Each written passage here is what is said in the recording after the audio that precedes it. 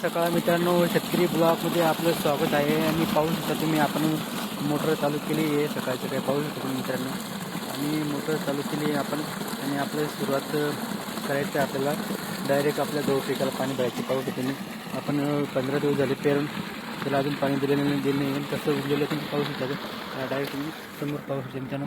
अशा पद्धतीने आपण ओलवणी केल्यानंतर, पेरणी केल्यानंतर अशा पद्धतीने आपण त्याला 15 दिवस पाणी नाही दिलं तरी त्याला काहीच होत नाही मित्रांनो.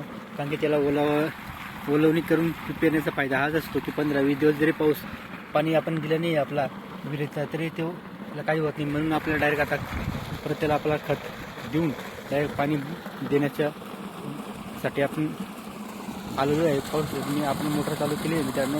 तर असं पूर्ण वावरला पाणी भरायचं आहे आपल्या पूर्ण गहू पिकाला पाणी भरायचं आहे आपल्याला. कारण की 15 दिवस झालेले आहे आपल्या गव्हाला पेरून, आणि त्याला पाणी दिलेलं नाही आपण. म्हणून आपल्याला त्याला पाणी द्यायच्यासाठी आपण शेतामध्ये आलेलो आहे सकाळी. आम्ही सकाळचं वातावरण तुम्ही पाहू शकता. पूर्ण सगळीकडे आता ऊन तापताय, पाहू शकता. सकाळचा कव्या ऊनमध्ये ऊन पाहू शकता तुम्ही. आता ऊन तापायला सुरुवात झाली जरा. आणि आपण आलो त्या सकाळी पाणी भरायला. तर पाहू शकतो मित्रांनो, आपण पाणी भरायला आलो. तुम्ही चालू तुम्ही पाहू शकता समोर. आणि आपलं पाणी चाललेलं आहे सारंगद्वारे, पाहू शकता तुम्ही. तर आपल्याला खतं आणावं लागेल. खतं आणलेलं आहे, पण पहिले आपण पाणी सोडून पाहतोय की पाणी जेणेकरून व्यवस्थित जायला पाहिजे.